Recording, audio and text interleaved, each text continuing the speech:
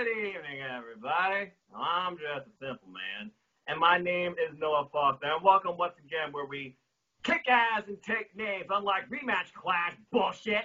But I digress. On 205 Live Matters, and with me tonight is the full 205 Live crew.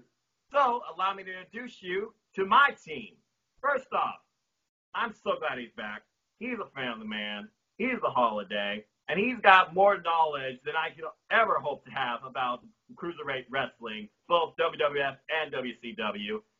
Mr. Chris Mace. Welcome back, sir, and how are you and your family? Family's doing good. I just want to take a moment just tell everybody thank you that reached out to me and messaged me and asked me if everything was okay. I really appreciate it. Much love and respect, everybody. Excellent. Glad to hear. And thank you all for your support, too, not only for this forum, but for my friends as well. And speaking of which, he is a recent newcomer to the 205 Live Matters family, but has been following since the inauguration. He brings more humor than Kenan Thompson on Saturday Night Live, in my opinion. He is good brother, Christopher Willis. Chris, how are you? Man, I'm great. It's good to be here. I'm back with the holiday, and my first time ever with Sydney G on 205 Live Matters. Yes, and speaking of which, she is one of the three ladies of No DQ, the indie darling and queen, and she's not afraid to express herself. Respect. And she'll take a long sip if you disagree. She is exactly ever so popular. Sydney G. Sydney, how are you? I'm doing great. Thank you for having me again. Also, I just want to give a shout out to some of the people that reach out to me for this crazy couple days, what I've been going through. So, y'all, thank you. Really means a lot to me.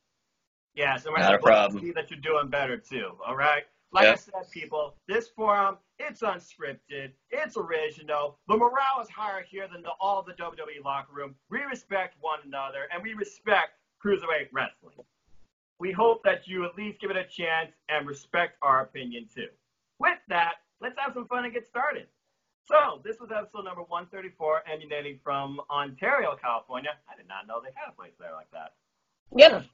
Geography. It's like an hour and a half away from LA, I believe, but don't quote me on that. I haven't checked Google Maps. Y'all would know more about that than I would because I'm here, right here, in Toledo, Ohio. Anyway, yes, emanating from Ontario, California, and it was a pretty loaded show. And first off, we get a recap of last week's circumstances with the controversial ending of our main event. Oh boy. A four-way number one contenders match where it looked like both Drew Gulak and both Akira Tozawa had their shows on the map. We didn't have a definitive winner. What the hell are we supposed to do? Mm-hmm. I want to say this. So WWE talked about the fans matter. We thank you. We hear you. We listen to you. We support you. And yet you're pushing Shane McMahon as your top guy. You're ruining morale. Over half your roster wants to go to freaking AEW. And you're feeding Brock Lesnar down our throats. And you're giving us this rematch clash, stomping grounds bullshit, where over 66% of the top fucking matches have been seen before within the last 3 damn months. But you say you care about us? Bullshit. And let's not forget one thing. And what would that be? Our general manager, Drake Maverick. I was going to get to that, but thank you for getting to my ire. But before my ire, and I have Flame Mountain Dew, so expect a lot of ire, I will say this. Drake Maverick, before circumstances we will talk about, he actually does care about fan input. I literally tweeted the general manager at 205 Live the following. As soon as that went off the air. I'm not going to lie. The number one thing that's on my mind tonight for 205 Live is what Drake Maverick's going to do with the Cruiserweight title picture. Are we going to get a 30-minute Iron Man match tonight between Gulak and Tozawa? Is it going to be a triple threat Sunday? So curious, so excited. Hashtag 205 Live matters. And the GM himself replied, already taking care of it and made a decision yesterday as I have other commitments. Tune in to find. And then, of course, it said, I'm counting down the minutes, thank you, because, again, 205 Live didn't give a shit about SmackDown Live. It was only filler. So I will say this before we get into that circumstance we're going to get into very shortly. At least he does care about fan input and his brand to an extent.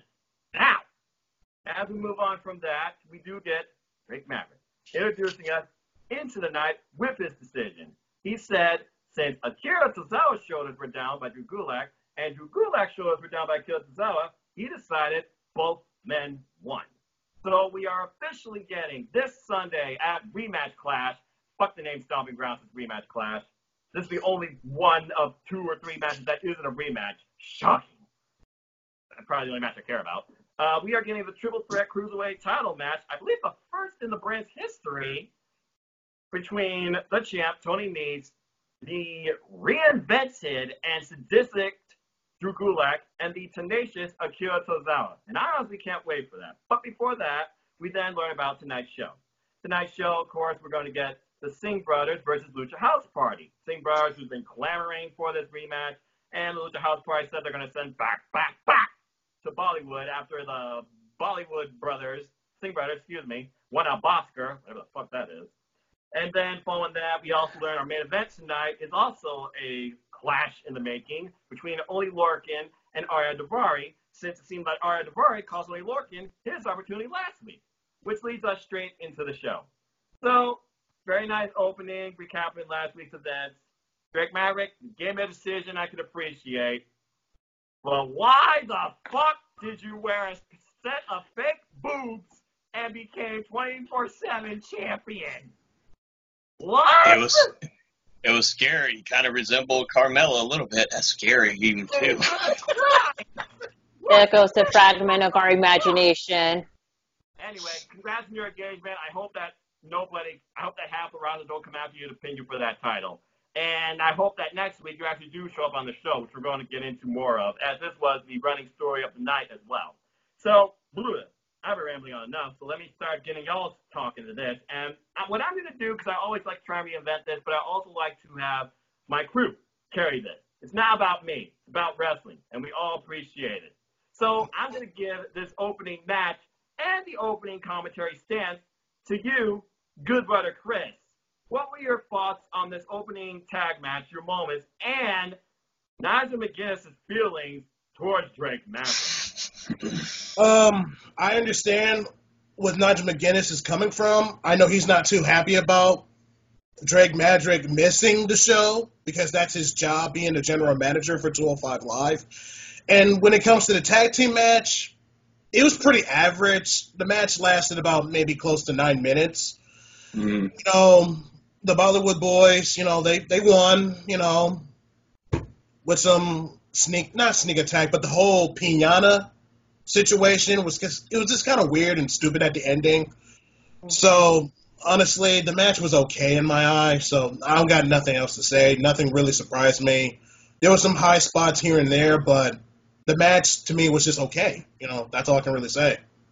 Yeah, it was a nice little tag team opener. You had your key spots there. I will say the Lucha House Party did show off a couple sweet moves I thought of tandem tag team offense with the double hip toss, wheelbarrow, capoeira combination to the plank cover. And then, of course, you had Golden Rewind. Singh Brothers, I will say this is the best they've been showcased because they did show a lot of great tag team chemistry, controlling half of the ring. And in the end, you're right. Mind Games took over. They messed with Penelope and got a roll-up victory. But enough hip swiveling in the bully. Freaking, I thought Big E does that enough. Yeah. I would like to add something on this. Go. The commentators was getting a little annoyed. When I heard Todd Phillips was there, it did kill the mood for me. But I understand Vic Joseph was out of town for some project. That's fine. The commentators kept bringing up the awards of the I think it was the MTV Video Awards. I'm like, guys, that's so overrated. Like in the early 2000s, can you please focus on the match, please? It was really getting annoying. Thumbs down. I love it. Controversy and fineness and honesty too. But anyway, I agree kind of on that. And apparently, I guess Greg Hamilton now introduces the Singh Brothers as Bosca winners. Maybe Nigel McGuinness paid them $20. I don't know. Bottom line, hip swiveling, leave that to Big E. Leave that on SmackDown Live. Not needed, overrated, but some nice tag team chemistry. Before we move on from that, I'm going to get y'all's quick thoughts too, starting with you, Holiday. Any other thoughts or takeaways you have from this opener and the fact that we were being led by Tom Phillips? God, I hate Tom Phillips. Here. Thank He you. annoys the shit out of me. But anyway, so about the match, since I had to get that off my chest for a second. Sorry, Tom Phillips, if you're watching. Hi, I hate you. I'm sorry, your commentary sucks. Now, anyway, so about the match, I think at this point the Lucha House Party needs to break up or do something different, go into singles actions. I'm just getting tired. Their act's getting old. We all say that about different acts in the pit wrestling, but they're getting old. I'm tired of them. I'm ready for them to split up and do something else. I'm glad the Singh brothers actually got a win. I'm starting to actually like them, even though they are annoying as hell, but they're actually starting to like them. They're starting to grow on me, which scares me. God help me. But like I said, for what it was just okay. It wasn't anything exciting. I didn't jump out of my seat going, oh, wow, what an awesome. No, I didn't do any of that. I just sat there like, all right, drink my Pepsi. This is good. All right. And for me, it was Mountain Dew Voltage, but I can completely elate. And last but not least, Cindy G, you know two of these boys represented your favorite W champion from 2017. Don't remind me. What were your thoughts on the Singh brothers? Where do you see them going from here? Do you see the Lucha House Party separating? And do you have any other takeaways from this opening? Well, first of all, it's been like over a year since we've seen Tom Phillips being on commentary for 205 Live before Vic Joseph and Nigel McGuinness take over for that, which is like, great, we're going to get another boring-ass commentary, but except we have Aiden English and Nigel McGuinness to fill in that void from Tom Phillips because he's so fucking bland. Like, I was hoping Corey Graves should have been the lead commentator for SmackDown instead of Tom Phillips. Simple as that, to quote you, Noah. But I digress. I mean, however, the three-person teams led by Tom Phillips and Michael Cole. It's not like they're Mauro Ranallo. All right. And I'm going to have to agree with Good Brother Chris is saying. That match is, like, pretty average. It just has some couple high spots. However, like, I have a feeling that with the Bollywood boys, they're being pushed forward to, like, with this whole, like, Bollywood gimmick. Like, that's their original gimmick before joining Jinder Mahal, for all it matters. And, like, saying they won the Oscars, which is, like, the Bollywood Oscars, of course. Like, Does that even exist? No, not really. But I do That's watch a lot of Bollywoods. I have to admit that, yes, because I love musical, but also drama combined together.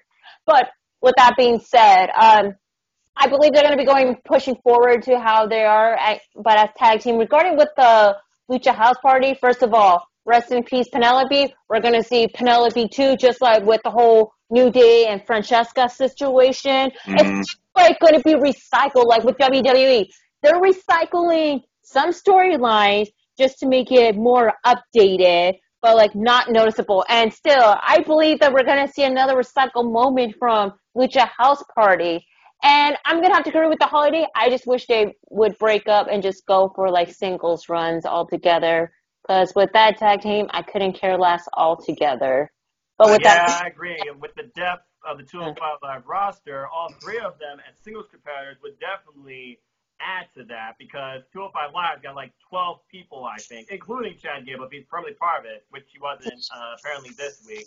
And another thing that I was also considering, according to with your whole Penelope thing, I was like, I wonder if City cares more about Penelope than Rambling Rabbit. But anyway. I do care more for Rambling Rabbit. All right. He won my heart, but he's now a jelly. All right. And also, guys, my friend Paul, shout out to you, Paul Mead, former 24/7 No DQ champion. That's a thing now.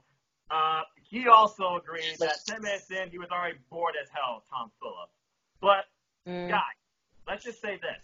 Would you rather have Michael Cole? That's a hard no. No. Michael Cole, Tom Phillips. Got into that duct tape because of Michael Cole, I swear. Not my luck, but there is a difference. Just saying. All right, Amen. so... Or Tom Phillips or Renee Young. Hear Renee Young saying, oh, a lot. I'd rather deal with that than anything, them two. Well, I mean, all Tom Phillips knows how to say is, oh. So, I mean, that's weird. But I'm sure someone's going to clip that into something. Anyway. Where's the duct tape? Get duct tape for him, quick. Where's the duct tape? Yeah, that's never going to happen. Deep agreement. All right, we're rambling too much. This is going to be interesting already. We're kicking ass in commentary. All right, so now we move on to Mega Leaf, wherever the hell that is. Noam Dar and Mega Leaf Wakaku. I have no fucking idea what he was talking about. He says that he basically is away from 205 Live, and until Drake Maverick improves the state of it and meets all his demands, which are very high, apparently, he's not coming back. So apparently, Brian Kendrick, he flies a private jet, and I gotta Google what the fastest private jet is right now, currently, between working conditions right now. He said he's looking for his ring jacket, which I guess he found, but before this he said, okay, I have a match in California, I gotta get my private jet, go back to California. So, okay, I'm not sure what this was about, besides maybe just furthering the whole idea of GM controversy. Is Drake Maverick the proper GM for 205 Live? I don't really have anything else to say. Before I move on, does anyone have anything else to say about Noam Dar as far as I would like to go first. Yeah, go for it, good brother. Okay, seriously, what the fuck? That promo was stupid and a waste of time. I feel like I was watching 205 Live back in 2017 again. With this stupid sports entertainment bullcrap. Seriously, you're going to have a talented guy like Noam Dar cutting a shitty-ass promo, drinking a Kaladi or whatever he was drinking, or iced tea. I'm not too sure. I'm like, for real, dude, how about you just go to NXT UK? Just go there and have fun. If you don't like 205 Live, get the fuck out. That segment to me, seriously, no, real talk. That segment to me, I almost wanted to pause it and just leave my room for 15 minutes listening to that crap. Seriously, it was stupid and dumb. And I don't blame you one bit because I watched that moment to me was starting to kill the buzz for 205 Live's episode from last night. It really was. And the whole thing is too, if it was a serious promo, he should have been pissing vinegar talking about, man, it's unsafe work conditions, whatever, I'm going to be back and I'm going after Gulak. You attack me for no reason, I'm going after you. Should have been serious, not this, blah, blah, blah, work condition, blah, blah, blah, slipping my fucking alcoholic drink, whatever the fuck I'm doing right now. I'm going to bitch, whine, moan, and complain. Shut up. You're a wrestler. You're a talented wrestler. Wrestle. Get your payback. That's what you should be pissing vinegar and angry. I'm going after Drew Gulak. I'm going after him, man. No, you're just going to bitch, whine, and moan about unsafe work conditions? Come on, shut up. Guys, keep in mind. Guys, keep in mind. I mentioned it last week that, there's some of the cruiserweight stars are pretty frustrated with the way that Drake Maverick is, handling 205 Live. Noam Dar's bitching and complaining. Yes, that is a horrible promo. By the way, Magalith it's in Spain, by the way, so I have to look it up on Google Maps. I just did too, so thank you.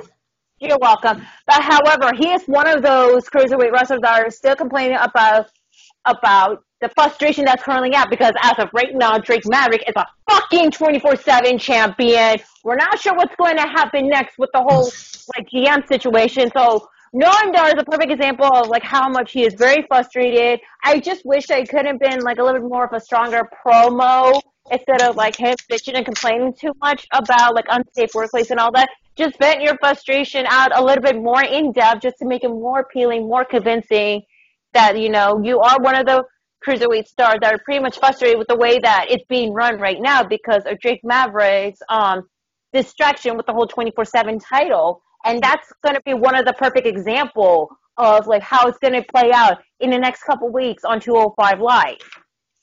Yes, indeed. And as I said, this seems to be the running development story going on behind the scenes in 205 Live. Once again, explaining to the story. Truth be told, the story's going to have bumps like you both, good brother Chris and Holiday, you said. And I completely agree. He's a wrestler. He should have just gone after Drew Gulak. He should have personally asked for a friggin' match from Drake Maverick. Even if it was over social media, I don't give a damn. This was beyond stupid. And anybody who thought he was on the other side of the world, even if you don't know where it is, guys, seriously, get real.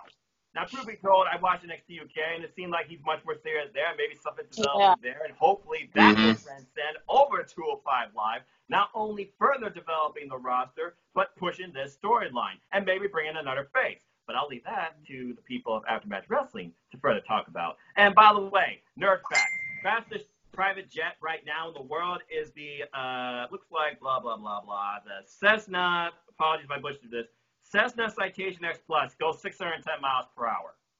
Okay, cool. I'm pretty sure that's not going to get you across the world in 2 minutes, but that's pretty damn fast. Yep. So anyway. Jesus Christ. Yeah. Let's move on from that. The problem with this, and Cindy, I think you were the one that brought this up, the fat spring effect. We are less than a week away from kicking ass and taking names, apparently, and listening to these Boots Are Made for Walking, led by your lady, Lacey Evans. Lady! But Yawn. I think the fat spring effect is definitely affecting 205 Live as far as this week goes, because this was ridiculous. Tom Phillips in this promo, you better have picked up after this, which I don't know if you call it a pickup. I mean, he was in the ring, so it is what it is. See, I'm going to let you lead this because you might know more about his local competitor than I do. B. Brian Kendrick versus Russ Taylor. Can you tell me anything about Russ Taylor and what were your thoughts on back in action? I hate to say it, but I'm not too familiar with Russ Taylor. However, that name sounds really familiar because I believe he wrestles as in tag team action, but I don't know. But I think one of the promos he wrestled before was Alpha Moon Wrestling, but I gotta do more research about Russ Taylor because that name is so familiar that I could not pick my brain out. But with that being said, it is a pretty good match. I mean, Russ Taylor did a pretty good job trying to protect his bumps from Brian Kendrick, but of course Brian Kendrick is the better man for it. But overall, it's just your decent enhanced match altogether. Yeah, pushing the Brian Kendrick, reminding people who he is as a little bit of mind games. Vicious forearm strike, though. I'll give that wrestler that. That was pretty mean. But then Brian Kendrick freaking destroyed him, sliced for number 2, pulled him up like an accordion. I don't think there was much else to be said about this match, except for the fact that they bring up his last loss, I believe, on 205 Live. But they also brought up the fact that it was close to his home. Oh, by the way, WWE Production, get your fucking act together. Am I the only one that saw the freaking SmackDown Live LED banner going around the freaking stadium? Yes! Yes! Yes! And then they changed it. Okay, so you can't change the ring ropes, you can't change the mat. This is a production botch. Show me that you give a little bit of sympathy to because 205 Live. Yes, because what... It's in a SmackDown Live ring. It's not on SmackDown Live, though. You won't incorporate it. That'd be too much like fucking right. Because like I said, I was there last week, and everything else was 205 Live. But the only thing they change is during the dark matches where you have one of the LED ring posts, one half is SmackDown, the other one is 205 Live. It's just only for the dark matches as expectation.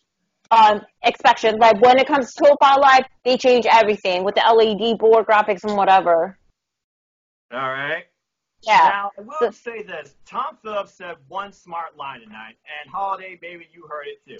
He did say that the show's been on a hot roll the last couple of weeks. Probably the only smart thing he said this entire show.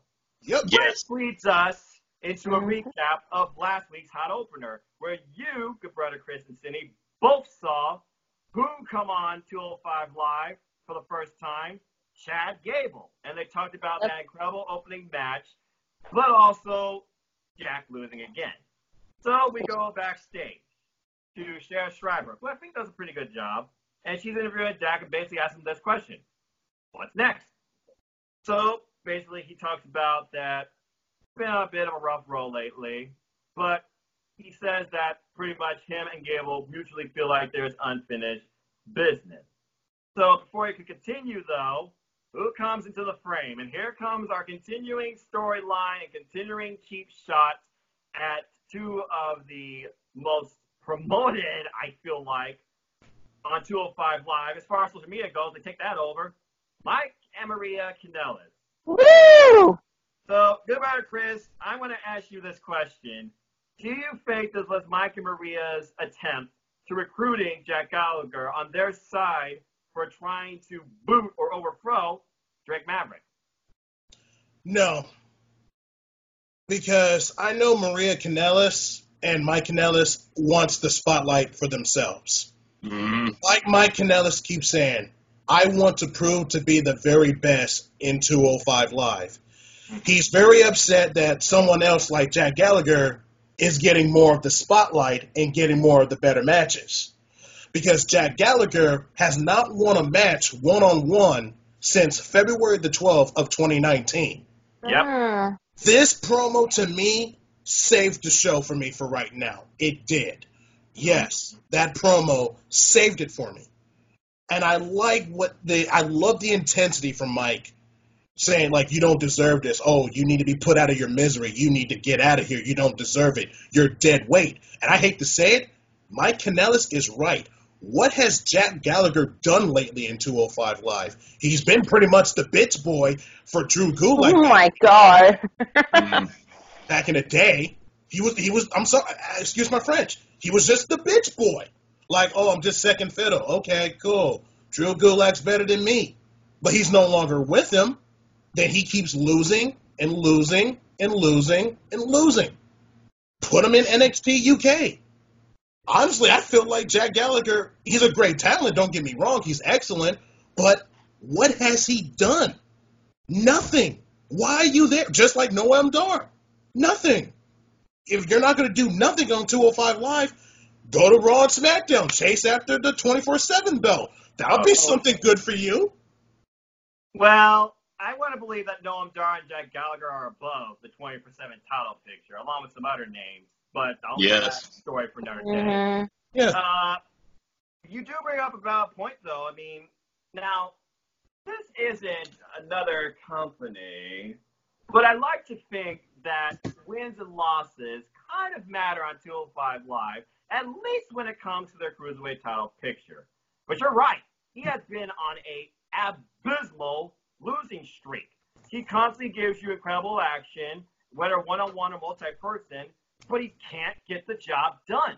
How much more can you take? How much more can you dig and claw and find yourself before you realize maybe it's time for a change? And you're right. He's been on friggin' NXT UK. Maybe he would have better luck there, but it would be an opportunity to reinvent himself. I don't know if he's trying to be face again or he wants to go back to being heel. I don't know what's up for him next at this point. But we do know that apparently he did challenge Mike Kanellis for a match. We don't know if that's going to happen and when. Next week. Yeah, next week. Sounds like next week, but it wasn't confirmed as of yet. And basically, yeah, we don't know what's next for Jack Gallagher. This show just left me with more questions, honestly. And it didn't help the fact that the freaking GM wasn't there either.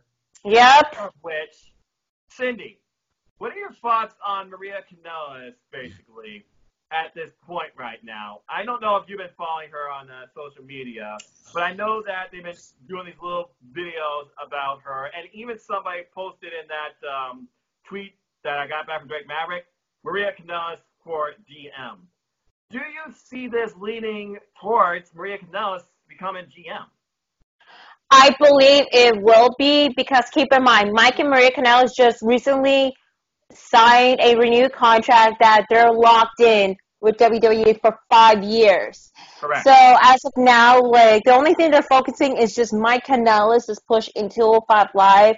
He is frustrated with everything that's going on so far, especially like he's trying to prove that he is the opportunist. And with Maria Kanellis, I know she's trying to focus more with Mike, but I think that we definitely could see her being a GM role, since like now Drake Maverick is the 24/7 champ, and he's getting married next week to Renee Michelle, which, by the way, she competed in the 2017 Mae Young Classic, but she lost to Candice LeRae round 1. Just saying. But with that, But with that being said, I do believe that she does care more of 205 Live. She did speak out more on social media about 205 Live. How she even defended not only Mike Kanellis, but also the show itself as well. And with the show, like everybody, including the Cruiserweight, that, you know, there's like a hint of a cryptic message on that. So therefore, I believe she will definitely lead to 205 Live as a GM, but we're gonna have to see like what's going to happen within the next couple weeks before SummerSlam. Well, keep in mind, we also got one more pay-per-view before this, too. So I feel like this might evolve a little quicker before SummerSlam. I can only hope, because this oversaturation of just WWE in the direction right now, it's starting to wear out on me. And this week's 205 Live, it's starting to fester a little bit, as much as I didn't want to. Because you're right, up to this point, this has been a really off-type show. So, Yeah. But I like to think, as always, we're saved by the main event. Because the main event, it always does two things.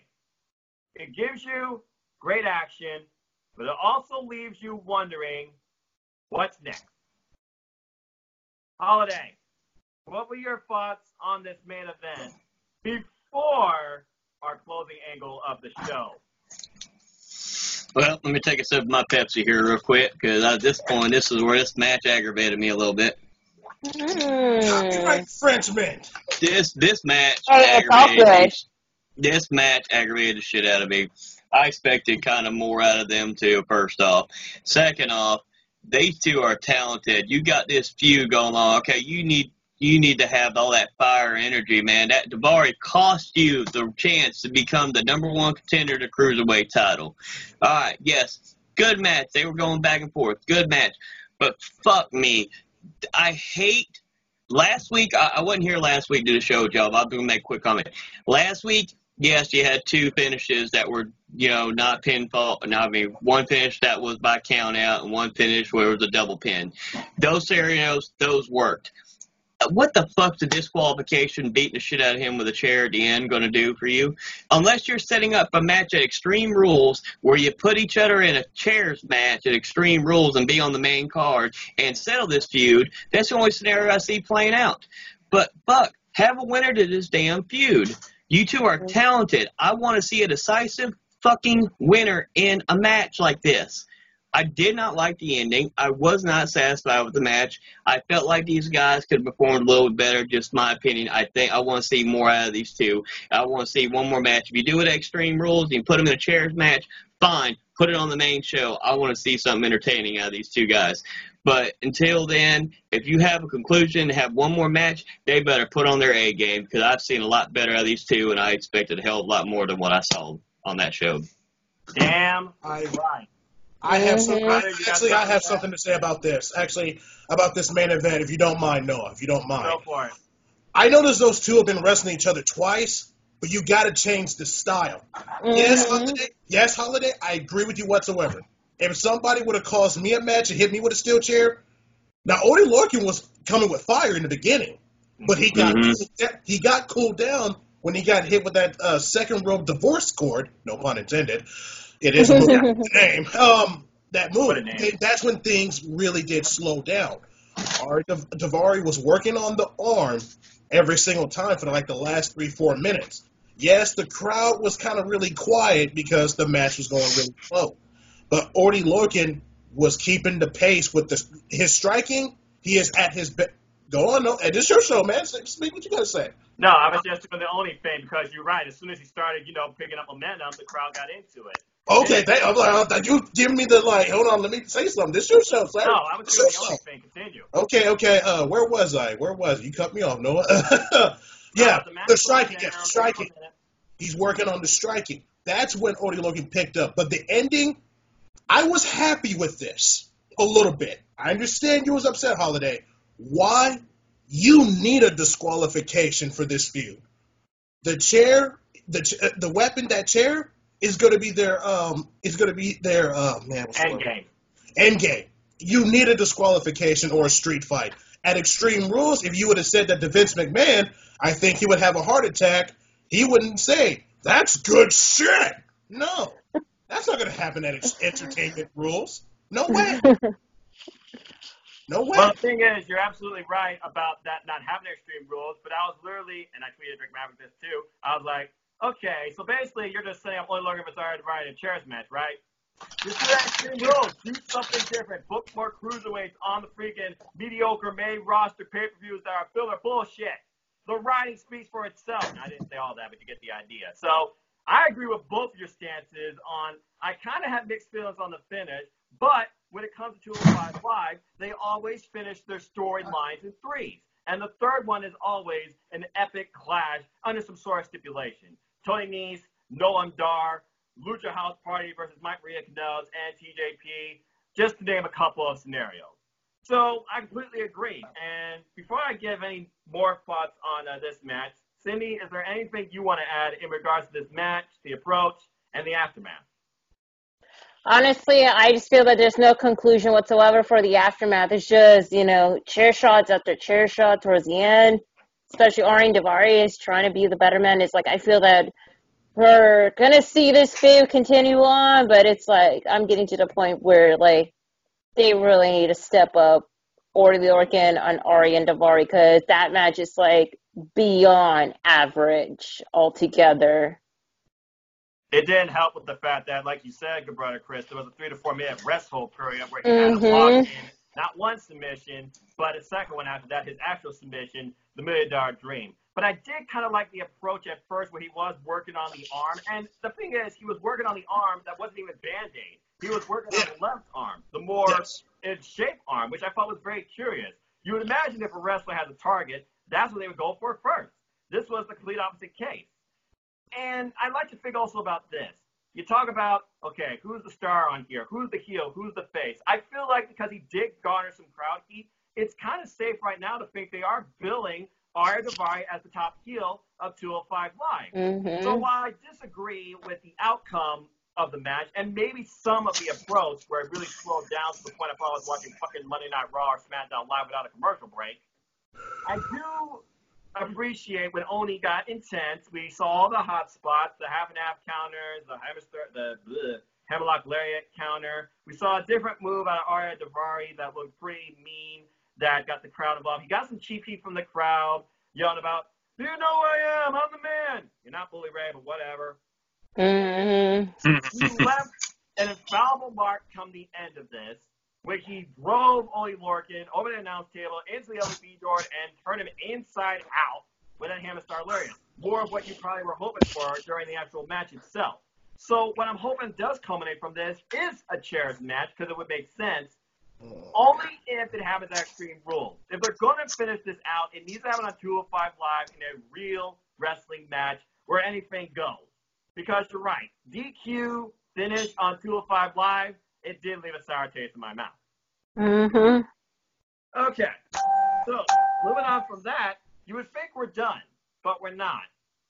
We actually get freaking proper build, actual match, match clash, stomping grounds. Oh, fuck it. I thought this was a very great way to end the show. Simple as that. Because not only do they end promoting the match for Stomping Grounds, but it wasn't overshadowed by anything. You think about the way they try and promote some of these matches for this upcoming rematch class, and a lot of them are overshadowed by pointless bullshit, primarily Shane McMahon. So I really appreciate each man's promo here. So I want to go around the horn and ask you each about one man's promo. And Cindy, I will start with you. What were your thoughts on Tony Nese? He gave a unique line saying, "I'm in a triple threat, I understand the odds, but you have to beat me if you're going to take this title from me." What were your thoughts on Tony Nese's promo? I mean, he did had a very solid promo, and he is showing to prove that he can outtake anybody, like whatever come upon him. Like, keep in mind, he did won the title back at WrestleMania, and that is like what? Like almost 3 months later, per se. So I know he's having full confidence for himself, and I know that he's willing to take the risk, especially for his title. However, that actually kind of like changed my mind, which we're gonna go into a simple sense about like the picks for the Cruiserweight title match as well. So that's all I can say. All right. Holiday. So Akira, very simple, no smile. So I can tell he's taking this extremely seriously, considering his first title reign was, I think, less than 48 hours. And y'all can correct me on that. He basically describes each of his opponents in one word and says what he is and what he's going to do and needs to do. What was your take on Akira Tozawa's approach to his promo for this match? Loved it. Dead ass serious. He wasn't smiles. He was dead ass serious. He wants that title. He wants it that bad. He wants to become the 2-time champion. Loved it. It was a damn good promo from him. All right. And last but not least, my favorite, but boy, if this didn't tell me that he reinvented himself now, I almost kind of think, man, this trip was kind of pointless. Good brother, your thoughts on Drew Gulak, his promo, and just overall his presentation? I love a good promo when it works together. That promo was passionate. That man was, Drew Gulak was desperate. Like, he wants this so damn bad. He said he wanted a better 205 Live. But when he realized, he looked at himself, I need to care about me, not 205 Live. Mm-hmm. Gulak is a part of that cruiserweight division. He has never held that cruiserweight title. And I have a strong feeling, I'm not going to pick, but he is a man on a mission. No doubt about that. And I mean, you're right. And the thing is, he says he doesn't care about 205 Live, but you will call me champ after this, but you call me sadistic or cold, and he only cares about just pain and punishment, doesn't care about, rules and order. He wants to be Cruiserweight champ, and I truly believe that's what he believes will be for a better 205 Live. Whether he's about that stance in character or not, this is where he truly feels he belongs, and this is what he wants. He's been on since episode 1. I've been saying it for months. He deserves to be freaking champion, and this reincarnation of Drew Gulak is freaking unbelievable. And the fact that he literally threw away his old self. Mm-hmm. Demonstrated that in this. It truly, truly makes me believe this could be his time. And in my opinion, this was my highlight of the entire night. All right, so let's go ahead around the horn and talk about this real quick. And I'm just going to go ahead and throw mine out there right now. This was a really odd episode, and I believe it has to do with the festering effect that you brought up, with the fact that we are in filler territory, surrounded by filler. We're no way out till after Sunday. God, I'll be glad when that freaking show's over. We didn't have our GM because of reasons. Yep. This really felt like odd and screwy. I don't know where Lucha House Party goes from here. I hope we don't get another match like this. They need to separate. And the main event, the finish kind of left me with a sour taste because I don't believe 205 Live main event should end in disqualification. And then you got, of course, the Brian Kendrick who gets like a filler match, and Noam Dar who believes he's daydreaming in some island in Spain. What's the I watched tonight? And you didn't even have Big Johnson. You got Tom Phillips. This was less quality than it usually is. I don't know what to think right now. This was beyond good. And I know last week we were much more in a tolerable move, and you and I gave the show 4. I don't think this was even average for 205 Live. So I'm going less than 3 here. I'm giving it freaking 2.5. This was not a great episode for me because the only thing that saved it for me was the ending promos towards the title match this Sunday. That better not be on the fucking kickoff show. And at this point, I don't know what's on the kickoff show. I keep looking, and nothing says kickoff, but they still got an hour kickoff, and they could probably pull off that bullshit and further piss me off. But I digress. This show is not great for me, but only because I respect the Cruiserweight title. I kind of like the camera work they did here, too. Something that just little niches I pick up that I'm like, this is cool. But then you don't friggin' upgrade the LED at one point. Are you fucking kidding me? Not a great show for me. I'm going 2.5, maybe 2 3/4 just because of Drew Gulak, and I love his promo. So I'm just going to go around the horn real quick before we finally move past this and hopefully entertain ourselves. Cindy, what would you grade this week's episode? This week was pretty weird and odd, but the only thing I'm not happy about, even though it's just from a different show, Drake Maverick winning the 24/7 championship, it's kind of like killing the mood, and plus unforeseen future of 205 Live. Therefore, because of the matches has been odd. Promos has been a hit or miss. I'm going to have to give it. But the only thing that stays was those promos at the end from Tony, Tozawa, and Gulak. I'm going to give a generous 3 out of 5 altogether because it kind of makes me think about my picks for Stomping Ground. And so, like I said, I'm going to state it during the simple stance. Yeah, I will say this. Even in my dismay, I still care more about this show and talk about it than I do Raw and SmackDown Live and Stomping Grounds all together. You know what? Fuck it. 3 out of 5. Because you know what? In the end, I still care about 205 Live and care about talking about it more than anything else going on this fucking week before friggin' Wednesday happened. Mm-hmm. Holiday, what would you grade this week's episode out of 5? I'm going to give it a generous 3 out of 5, and that's only because of the fact that I like the promo with Gallagher and Mike Kanellis and Maria. I hope to God Maria becomes general manager. Hopefully they set up a match for that where she becomes a general manager somehow. I love the promo at the end. That was like a big fight feel to me. It's like this is the biggest match of these guys' career. I love that big fight feel. That's what I want to see more of. So for that, those two things alone, I'm giving it a 3 out of 5 because the matches were okay to average, and that main event pissed me off. So, but I'm still giving it a 3 out of 5. All right, and of course, last but not least, good brother Chris, what would you grade this week's episode of 205 Live? I'm going to be a tough critic on this one, and forgive me for what I'm going to say.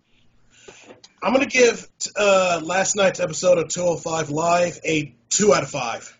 All right. All right. Reason why, it was only the promos from Jack Gallagher, Kanellis, the aftermath between Daivari and Lorcan, the aftermath, and the promos at the end between the triple threat match for Rematch Grounds, that piece of shit of a fucking pay-per-view. I don't know why it's happening.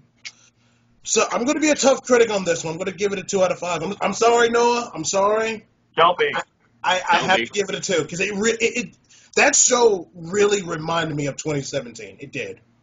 There's a reason why this show's called 205 Live Matters. We don't just friggin', backstab whatever the fuck you call it because, wrestling, you're all fucking marks. Fuck you. We are serious and passionate about this brand, about this show that you all declare the redheaded stepchild. If we are objective to it, we're objective to it. If we love it, we love it. If we believe it should be better, then we're going to tell you it should be better. And yet you're watching this video, so who's the fool? All right? The bottom line, we all have our own various opinions because this week's episode left us just fickle, to take from the new Daniel Bryan. I don't know what else you could say. Fickle! But I digress. Okay. I respect honesty. I respect opinion. I don't backstab this to put myself in front of the camera. I am passionate and believe that 205 matters. It always will.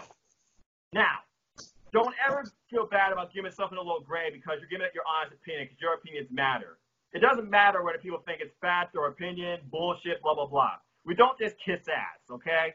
We freaking are opinionated and objective to this show and this brand because we believe in this sport and believe in this more than Raw and SmackDown Live.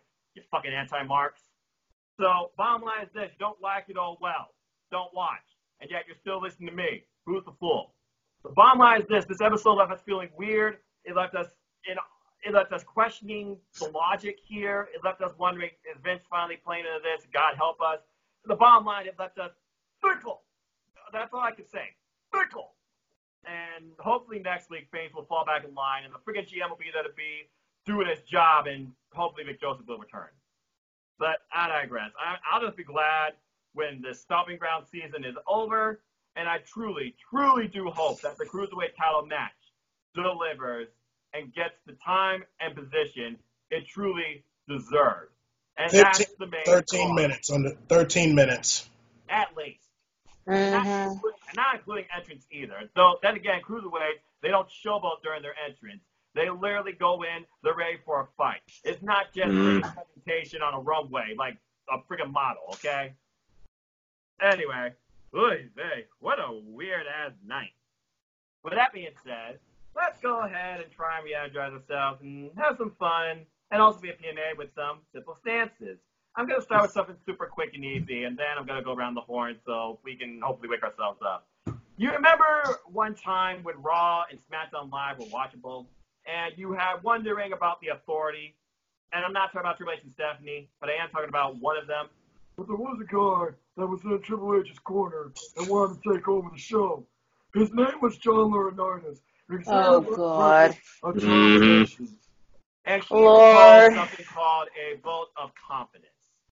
So I want to just literally get everybody here as a vote of confidence. Greg Maverick, general manager of 205 Live. based on what we heard from his roster, based on the fact he wasn't there tonight, and based on our overall feeling right now of 205 Live, I'm just simply going to ask you guys, no confidence or confidence? Cindy, I will start with you. What is your vote of confidence on Drake Maverick as of right now? As of right now, since he won the 24/7 championship, crap, let me call that. I don't think I don't have any confidence with Drake Maverick like what he used to. I mean, even though he started running 205 Live and then he started to manage AOP, I thought it would get a little better. But then now it's starting to get a little bit worse because, like, I believe with creative, they're kind of, like, trying to figure out some ideas, trying to make sure, like, with viewership with 205 Live, even that we have a lot of people that are, like, having mixed opinions about 205 Live, like, they don't care, to, like, it's not that entertaining, and then other mixed bags opinion, too. Like I said, No DQ to Elite has their opinions about that, and so, whatever. It is what it is. But for that, if WWE have to figure out something to do with Drake Maverick, you know, there is no confidence whatsoever. And like I said, and I'll be badging again, we need to get a new GM that will make 205 Live matters. So you're saying no confidence? Correct. Ouch. All right. Yeah. Holiday, based on the recent events of 205 Live and what we could expect possibly this Sunday, what is your vote of confidence right now for Drake Maverick? No confidence. I see the fact it's going to end. I have a feeling it's going to play out where it's going to end up being a match: Drake Maverick versus Mike Kanellis. Whoever wins has to become general manager of 205 Live, where Mike Kanellis is representing Maria. And if he wins, Maria becomes GM. If he wins, he still remains GM. I'd say this is the scenario that's playing out. This is my feeling. Gut tells me that's the scenario that plays out, and that's how Maria is going to become new GM. No confidence in him right now. All right. And good brother Chris, you've heard basically some fantasy booking. You also heard from Cindy G. What are your thoughts right now on Drake Maverick as GM? Confidence or no confidence? When Drake Maverick first took over the job for 205 Live, he had the confidence in the world because he cared about cruiserweight wrestling. When he started to be the manager for AOPP, it was going to be a fail, and it was. Since this 24/7 belt came along, he's more focusing on the title than his general manager job for 205 Live.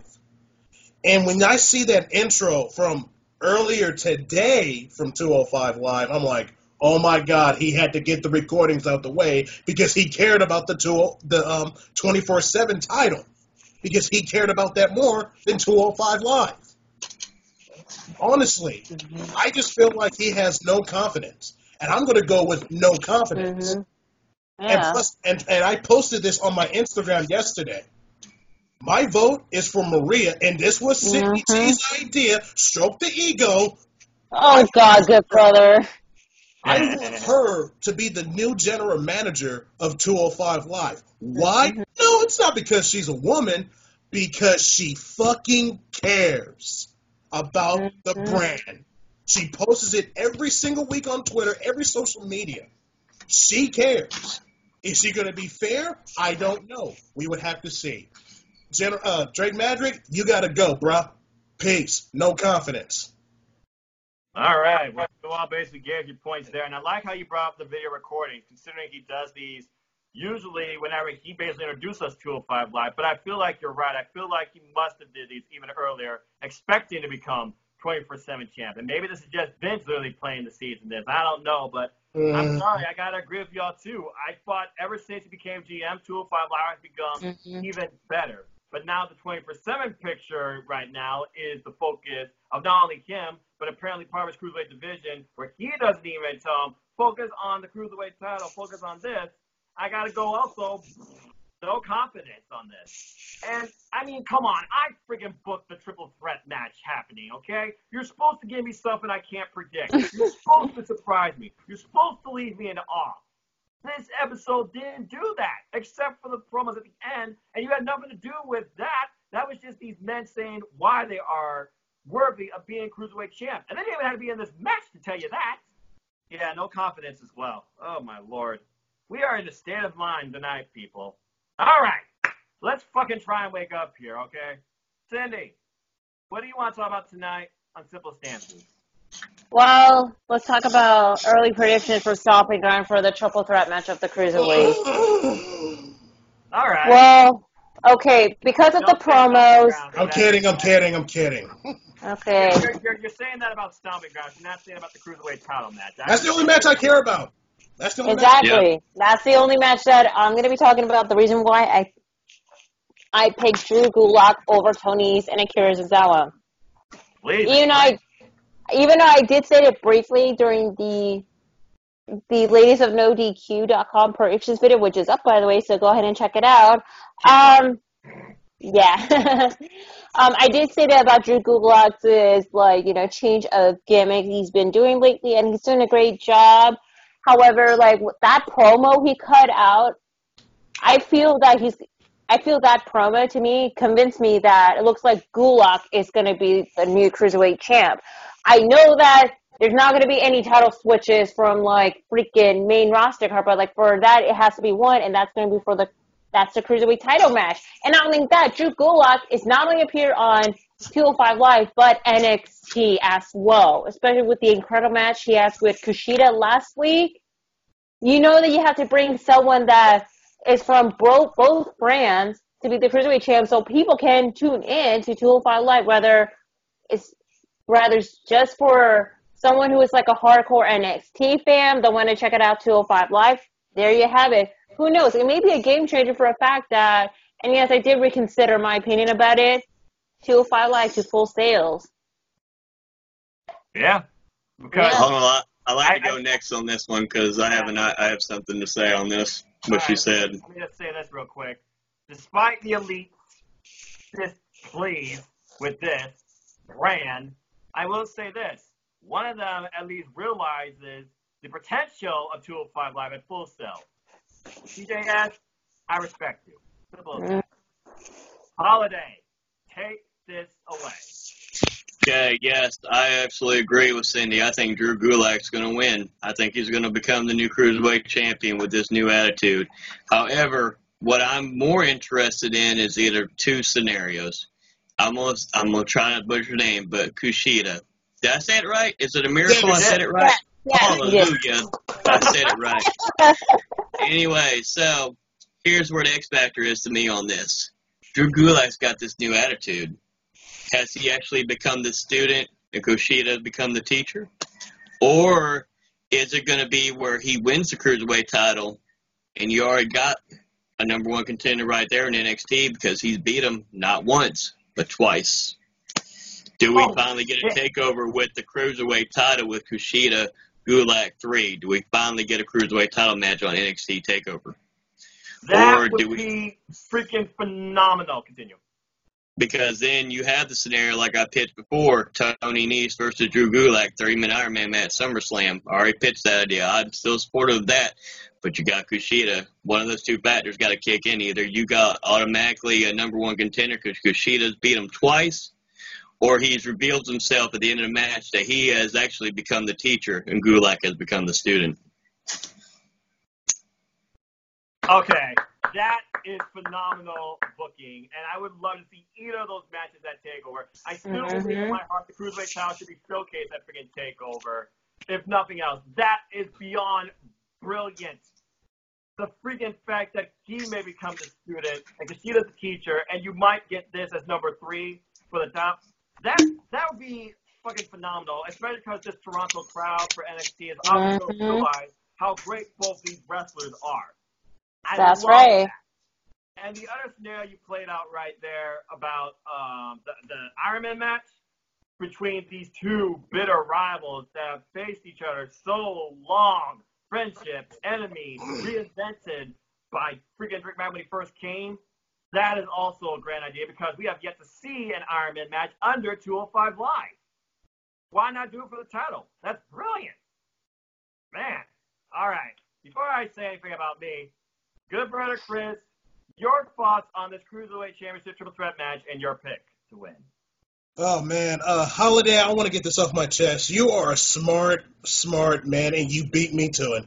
I'm just gonna pick now. So I can't go what he said. So I have a feeling I'm gonna do two scenarios, but not Holiday. Damn it, Holiday, you're so damn good. Oh man, damn it, Holiday. Okay, I have a feeling Tony Nese is going to retain, but don't pin Drew Gulak. Pin Tozawa. Pin him. He had enough. Then at Extreme Rules, then it's Tony Nese versus Drew Gulak, one-on-one for the title on the main card. Mm-hmm. Gulak wins. Then Drew Gulak comes to the NXT tapings and challenges Kushida for the Cruiserweight Championship at NXT TakeOver Toronto, Canada. That was for you, Sydney. I don't know. And let them sell it in the ring. Very nice. Very nice. Holiday, you're so smart. Damn you. I love the fact that you guys incorporated the Cruiserweight title on a freaking TakeOver card, but I also love the fact how you look at how it could be shaped into two scenarios. A freaking like rubber match or a freaking Iron Man match or both at once. That's insane. Now let me just say this, because as you know, this is the only match I fucking care about, okay? It's not a rematch. It's a match I'm passionate about. It's a title I actually want to see change hands. I think it's the only one with potential to do that. So Akira Tozawa, he was freaking champ formerly under a different era. Drew Gulak, OG, yet to be champ, has reinvented himself full 360 degrees now. Okay? And then you have Tony Nese, who finally got his moment, has been what he wants to be, a real champ, but he wants to be a fine champ. And he says he's going to do, through hell and high water, whatever it takes to freaking retain it. Oh my God. You really set me in a hard spot. Because you okay, Noah? You good? I'm good because I'm just, damn. You all know me by now. The number one way, I believe, of 205 Live is Drew Gulak. He can launch it into the stratosphere. He can bring it into NXT. And he can make it better in his own way, whether that's his character or not. So regardless, point or no point, this is about passion. This is maybe going against logic. I want Drew Gulak to win. He needs this. He deserves this. He's been gunning for this. He's faced everybody on that roster practically that he can face according to his character. There's nothing more the man needs to prove or do to freaking, in my opinion, earn the right to be called Cruiserweight Champion. And the fact that you fantasy booked this all the way to NXT TakeOver Toronto 2, incorporated in an NXT TakeOver event against Kushida, is freaking insane. Because I was literally going to go in the direction of freaking Tony Nese versus, because I know they don't do automatic rematches, but I was going to go in the direction because of how well they know each other and how many times they've been in the ring with each other, and the fact we haven't had the stipulation yet. I was going in the direction of Tony Nese versus freaking Drew Gulak in a 30-man Iron Man match where Drew Gulak goes over. But there's no doubt in my mind, my pick with all my heart, Drew Gulak becomes Cruiserweight Champion. And thank you all for waking me up. I needed this. Simple as that. Oh my God, that was beautiful. Thank you, Cindy. All right. So, good brother Chris, what would you like to talk about tonight on Civil Stances? Okay, this came out of left field, but this might be pretty bad. Okay. Oh, God. Let me take a sip of my water because it's so damn hot in here. I know, right? The summer weather, yo. Yeah. I came up with it just now, so no one can come up with this. The announcers was talking about Drake Maverick getting married next Tuesday. What if they what if the WWE cameras followed Drake Maverick's wedding on a 205 live show, live when this is happening? You see the people, who's been fighting for the 24/7 belt, like Cedric Alexander. If I'm rubbing people the wrong way, I'm sorry. It's okay. Don't hurt me. Cedric Alexander, EC3, Titus O'Neil, Eric Young. The list goes on and on. Even maybe Noam Dar might show up out of the blue because he's feeling unsafe. So he wants to follow Drake Maverick and try to confront him and say, please, I don't want to get hurt anymore. But anyway, Drake Maverick is trying to get married with his female wrestler or whatever the name is. I don't care. Out of nowhere, you just see R-Truth just intervenes, attacks Drake Maverick, gets the 24/7 back, and just high tags it when 205 Live is happening. Live. Kind of like a sports entertainment field. Kind of like 2017. Would that be good or would that be bad? Well, I got it. Wait. I'm going to go with Noah. You first. This is your show. Okay. Okay. So, Sports Entertainment Incorporation and the current wrestling-driven product 205 Live. Yeah. A wedding. Wow, what could possibly go wrong here? What goes wrong during a WWE wedding? What could go wrong at a WWE wedding? I think, maybe somebody will go for a cake. Maybe the whole friggin' place will be wrecked. Mm-hmm. I feel like you're trying to entertain me versus building a wrestling storyline. The only good I can see coming from this is it adds to those that might not be in attendance that look at this more for the wrestling versus for entertainment. And I could see this blowing up in Drake Maverick's face to the point that they literally do threaten to walk out on him, and 205 Live gets a reset with a new GM.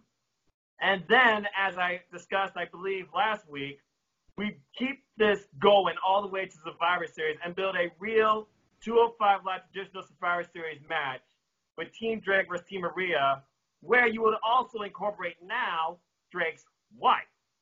And I could see Drake's wife mixing it up with Maria. You're potentially bringing another woman into 205 Live, which makes me curious. So the only good I can see coming from this is you're further driving the idea that 205 Live needs change, and Maria can friggin' initiate that change. So to answer your question, 205 Live, wedding live, yes or no? By a narrow margin, I am going to say yes, because I would dictate that fantasy booking would keep me invested in the product. So yes, I would agree. Holiday? Yes, I agree, but only with a twist. Okay, they advertise this wedding, like you're talking about. They advertise he's getting married next Tuesday. They're going to show clips of it live, but they're going to keep advertising. I can't believe what happened during this wedding. You must see it. It's must see. You must see what happens. And then they show the wedding, and you can see the wedding. You see family and friends, because you got to have real people there, obviously. You got to have real family and friends there. But then you see wrestlers from Raw and SmackDown sitting there. They're looking, because he still got that 24/7 title. But then when they have Maria and Mike Kanellis show up, when they make the saying, if anybody has any reason these people should not be wed, they object, because now they have made an announcement of their own that they have had a vote of confidence with all the cruiserweight wrestlers, and no matter what, they're voting him out of power. You are no longer the GM of 205 Live. And during that time, as he's all shocked, then you could have R-Truth run out real quick, disguise, get the pin, he wins that 24/7 title, runs into the ocean, does whatever, they're getting married at, who cares? But then you kill two birds. Goes, not only do you lose the 24/7 title, now you're no longer the GM, and guess what? I'm in control of 205 Live now. Interesting, considering that will leave Drake Maverick with absolutely nothing now. Yep. Except for a wife, if she still agrees. Because again, obviously, if it's a WWE wedding, it's not the real thing. It's going to be kayfabe. Yeah. Okay. Cindy, you're the only one left. What are your thoughts on a 205 Live wedding? I believe it's going to happen, and I hate to burst your bubbles, guys, but there's already been a report that it's going to happen. Oh, my God! I want royalties! Please, wait. What? Are you Yeah, there's a report that they're actually going to be filming Drake Maverick's wedding segment, but it did not indicate which show. Like, either they'll do it on Raw or SmackDown or even 205 Live. Honestly, 205 Live would be a perfect fit, especially it'll be reintroduced to Drake Maverick's wife, Renee Michelle, because we haven't seen her since the first ever Mae Young Classic. And that match with her versus Candice LeRae was quite nice. I would like to say so myself. But Not bad. anyway, yeah. So anyway, like, I think it will be like a good way to just reintroduce her, but then also like what's going to happen next with like the future of 205 Live and whatnot too, and the stupid ass 24/7 championship or whatever. So yes, it is going to happen, but time will tell. We'll find out.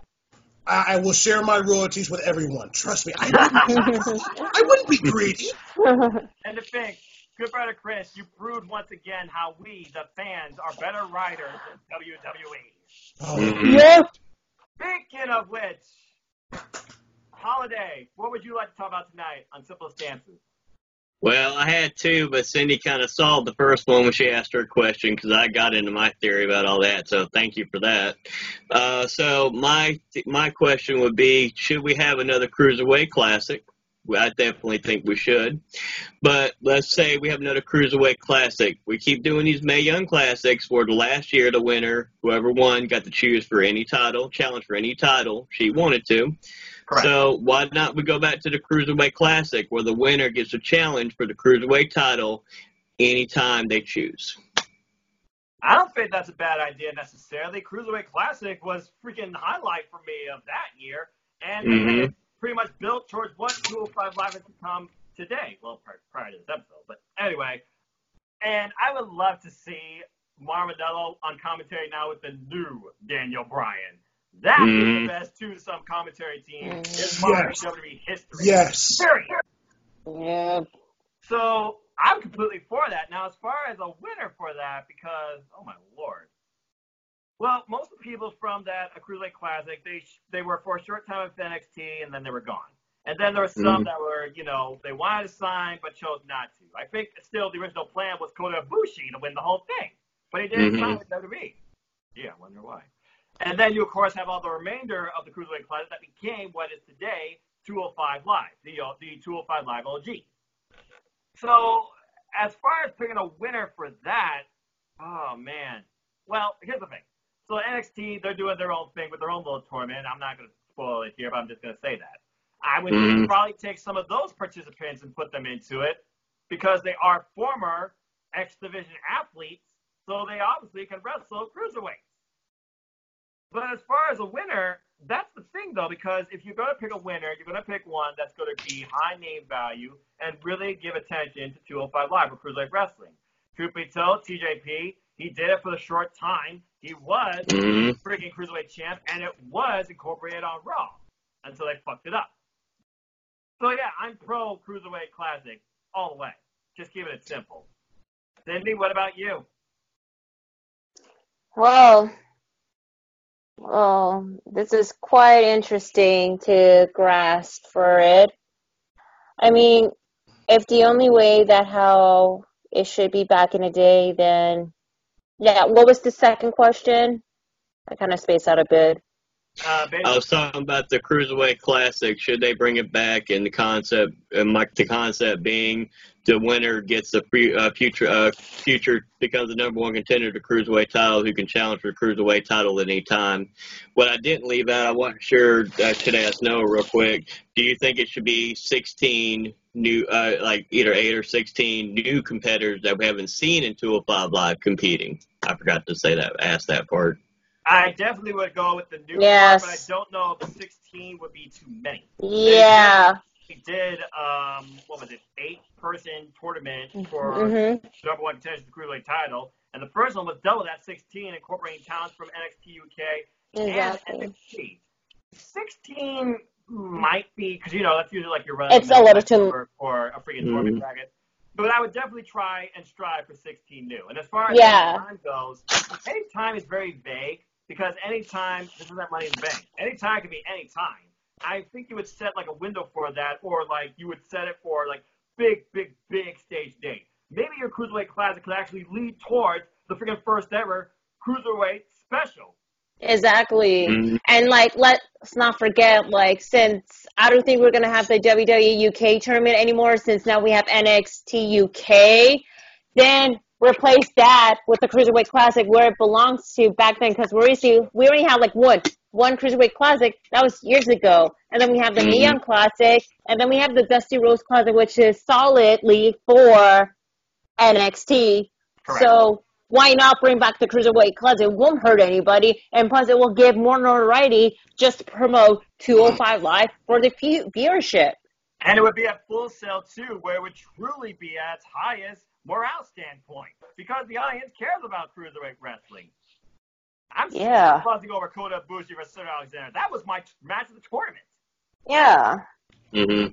Good brother Chris, your thoughts on Cruiserweight Classic 2 leading towards a Cruiserweight title opportunity at any time, or potentially the first ever Cruiserweight Special? Cruiserweight Classic Part number 2. Shut up and take my money. I will buy the T-shirt in a heartbeat. Have a 16-man tournament, and the person to win the number 1 contendership, Shane Strickland. Yes. Oh! Why does he go by a new name now? He does. But he's still Shane Strickland, so I'm just going to go with that.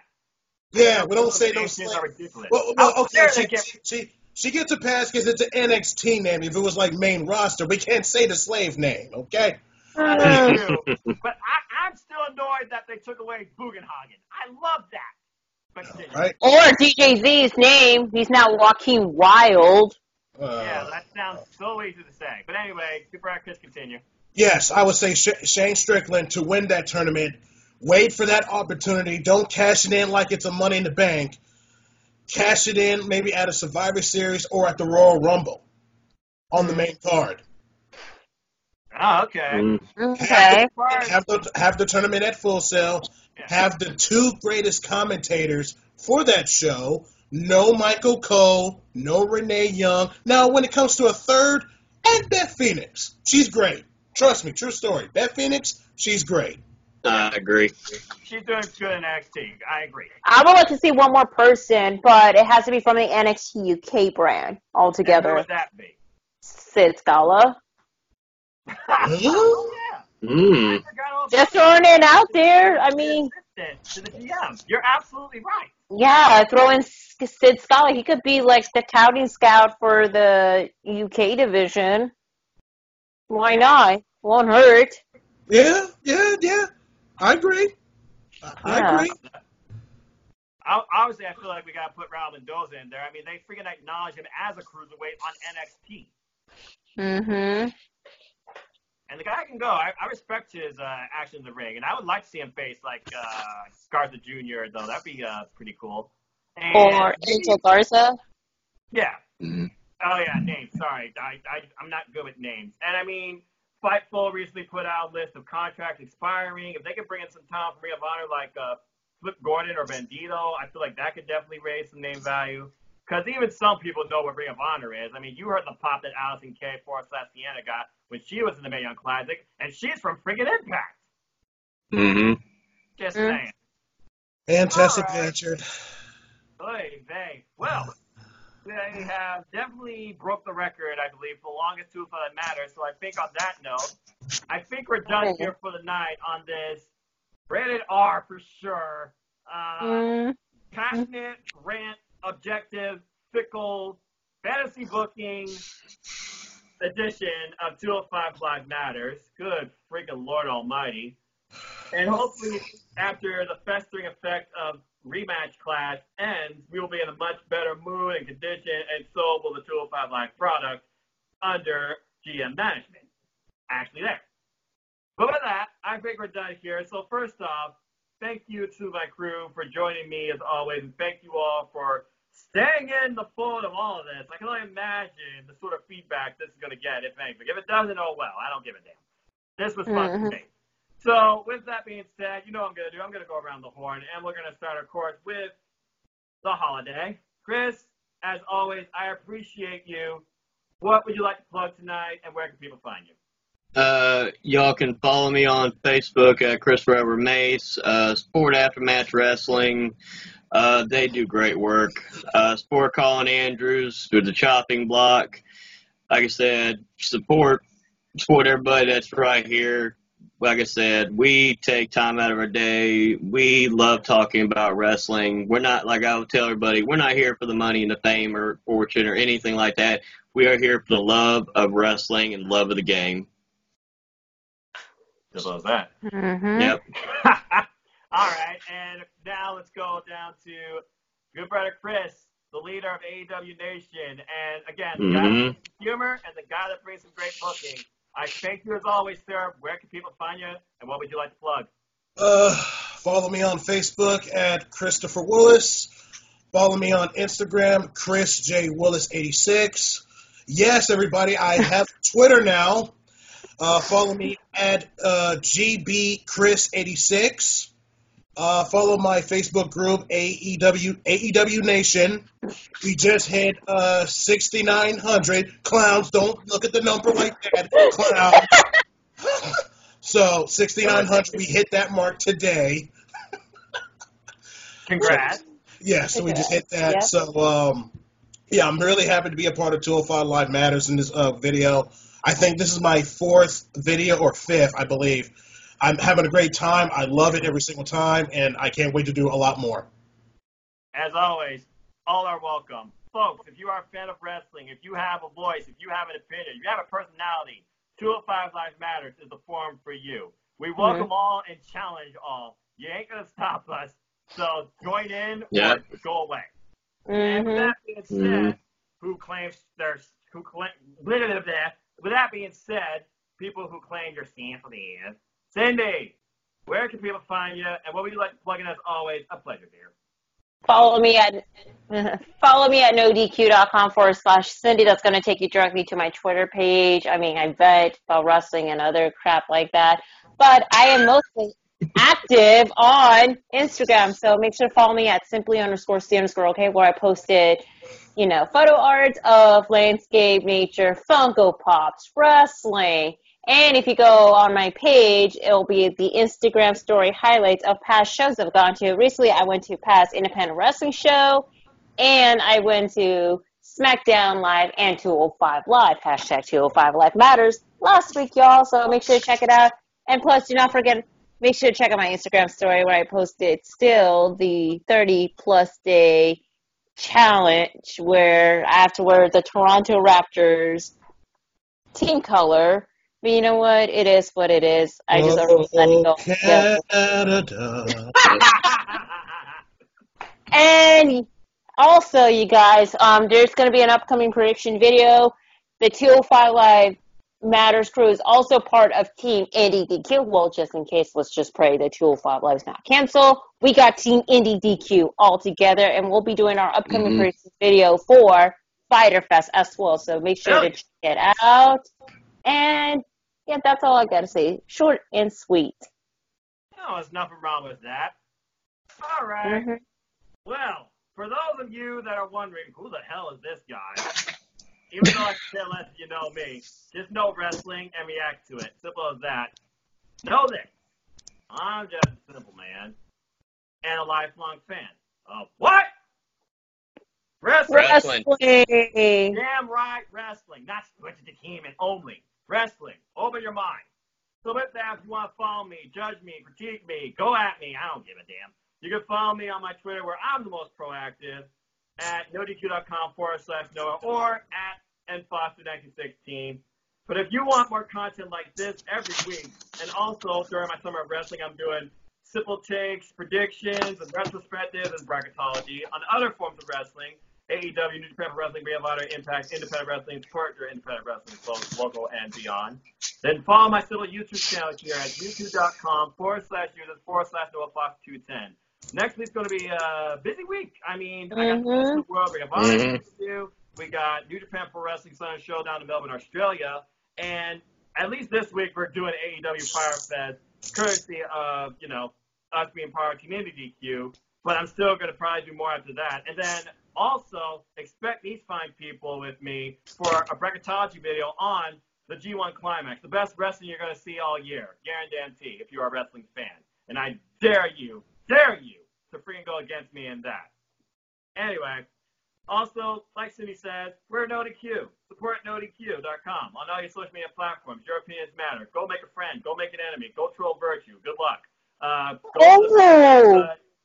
And go buy a shirt, NoDQ.com/shirts. Check out playlists on Spotify. Hashtag Team NoDQ. I think there's over 5,100 songs now.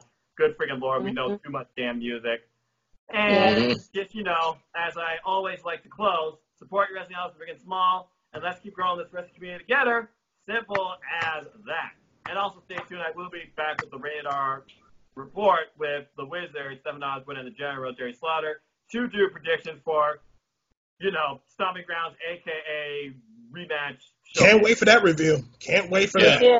Oh, the glass are going to be off like 66% of it. Trust me on that. So with that being said, folks, I am fucking tired, but I also got to get ready to do those predictions 7 hours from now. It is currently freaking 12:06 a.m. on the Eastern Standard Coast. I officially hit June 20th. I need a Mountain Dew. I am done here, so go share some laughs. Join in the fun. Start a feud on wrestling. And until the next video, I hope you all, whether you are against us or with us, have a good night. Cheers, y'all. Hashtag night, 205 Live Matters. Even at its worst, 205 Live matters. But even at its worst, you get a way longer but much more worthwhile We video. need the T-shirts. No DQ. We need the T-shirts. Hashtag 205 Live Matters. Eat them T-shirts. Money, hey, come on. Money, you Pac-Man need in it. the lobby here. I can't push the freaking stop button. Okay, we're out. Bye, y'all. Cheers.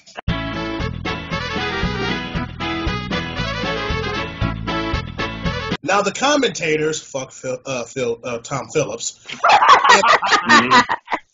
No homo. Oh my God, really? Okay. Good night, everybody. Do we gotta start? He's got it Gotta right edit now. this down?